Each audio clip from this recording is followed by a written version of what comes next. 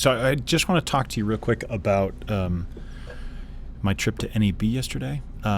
First of all, NAB, it was very nice to have it back. Like, it's been gone for a while, and I don't know, just being around that environment and seeing all the vendors and, you know, looking at new equipment that's there and just experience it all in person. It's really a lot of fun. So if you haven't been to NAB, you should go. And if you have been in the past and you just missed this year, I'm saying, hey, come on back, because it's a good time.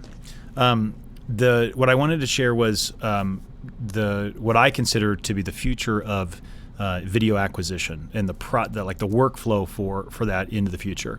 Maybe not in every scenario, but for quick turnarounds and for speed, ease of use on film sets and commercial sets. I think you're going to see more and more of this coming in the future, and it's really exciting.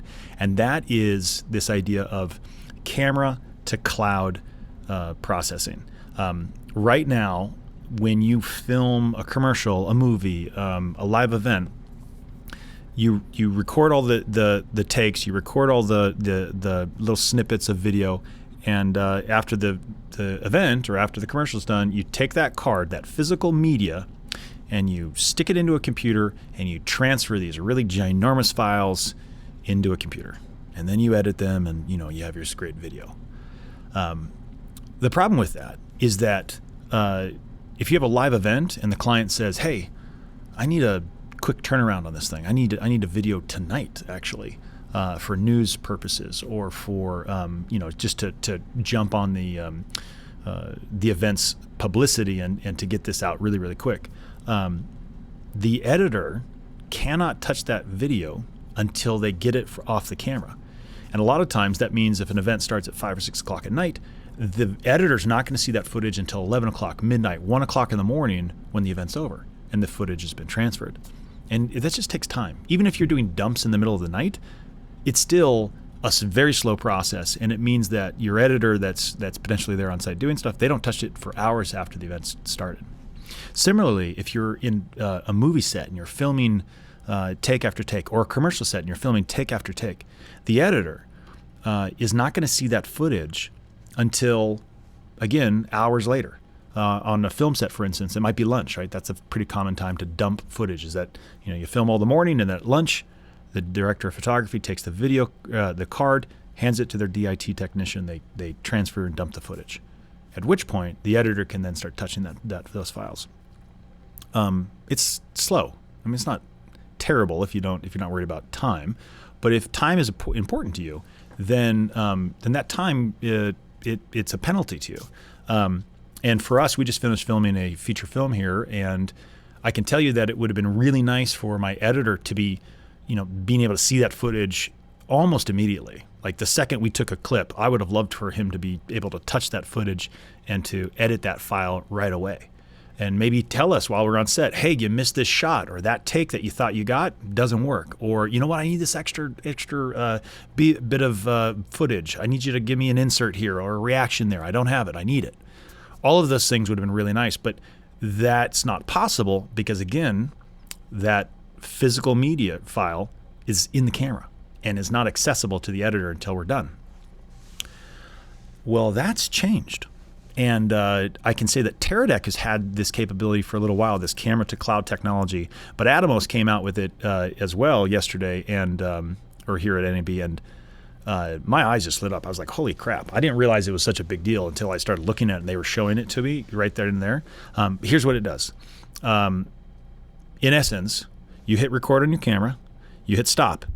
The second you hit stop, that file, a small version of it, a proxy, is being uploaded to the internet, to like a Dropbox, to in this case, Frame.io.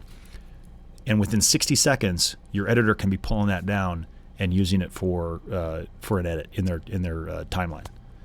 So, again, hit record, hit stop. Once that's hit stop, the file has the software has already created a small proxy, a small file of the original big file. It's taken a small file, and it's uploading that to the internet. And your editor can start editing with that proxy file immediately. And then once later on, when you've finished the shoot and you've dumped that footage at the end of the day, you can relink those proxies in your edit.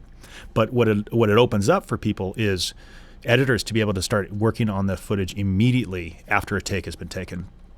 Teradek actually has it where it's while the take is being taken. It's streamed live. So I think theirs is a little bit faster, but I didn't have too many use cases in my mind that I'm like, oh, I need this right then and there. The fact that it's 60 seconds later, money, we'll take it. For that live event that you need something edited that night. I was just thinking about this. We do a lot of concerts. Here's Downtown Rocks. We do all the video shooting for Fremont Street. And I was just like, well, what if we filmed a concert and then immediately, even before the concert's even done, we're already editing the thing. I mean, having somebody there editing that, I was like, that's going to be amazing. We did the grand opening of Resort World here in town. We're running around and we dumped footage halfway through. I think we dumped footage at like 9 o'clock or 10 o'clock at night, but that meant that the editor couldn't touch it until then. And I was just thinking, what if from 5 o'clock until 10 o'clock we were filming stuff, like every time I hit stop, it was just using the Wi-Fi to upload and send it to the cloud.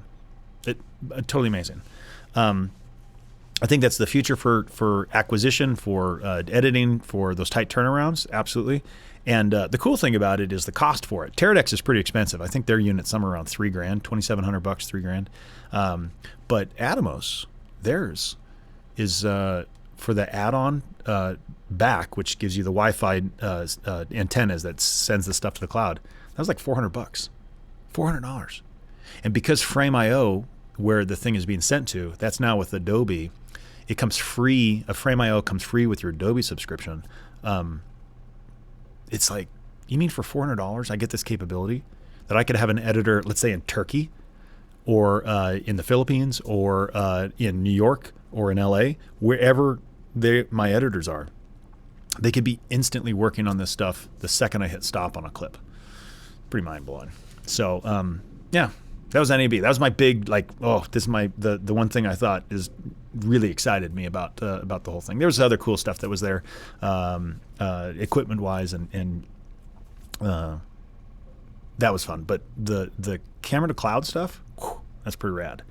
I immediately bought one of those when I came back to the office. Unfortunately, it's on back order, and it'll be that way for a while. But at some point, it's going to be here, and I think it's going to be really exciting to start using that stuff. So, anyways, till next time, bye-bye.